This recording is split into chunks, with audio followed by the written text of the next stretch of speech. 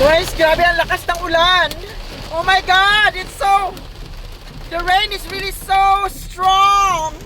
Oh my God, grabe ang ulan guys. Nakakatakot.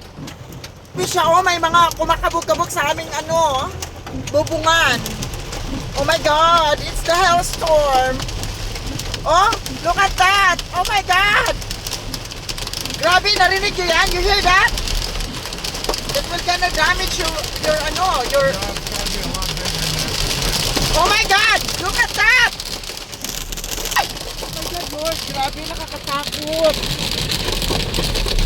Ito yung tinatawag na hailstorm, guys. Stop! Stop! Ito yung tinatawag na hailstorm. Look at that! Ang ulan, ang lalaki. Look at that! Oh? Have you seen that? Ganyan! Oh my God! Grabe! Nakakatakot, guys! OMG, it's really scary. Very, very scary. Oh, there's a storm warning in our area. What do you call that? Storm. Severe storm warning. Severe storm warning. Oh my God. Oh, grabe ang patak, di ba? Oh my God.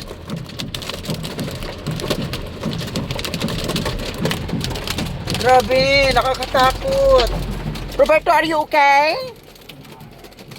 Are you okay? Are you sure you can drive? Because if not, just park first. You don't need to push yourself too much.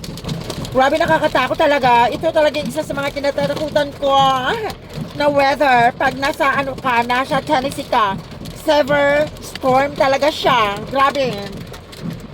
Ang tagal naman mag-change ng light oil. Grabe talaga guys, super haba pa ng pila. Grabe ang pila.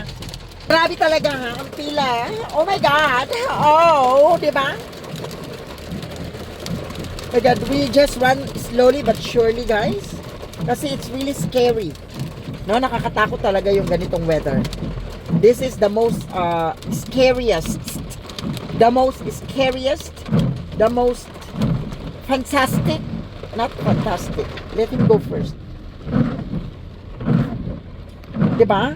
Ganun. People just all going through the red light. Like the weather allows them just to drive through the red light. I don't know why they're doing that.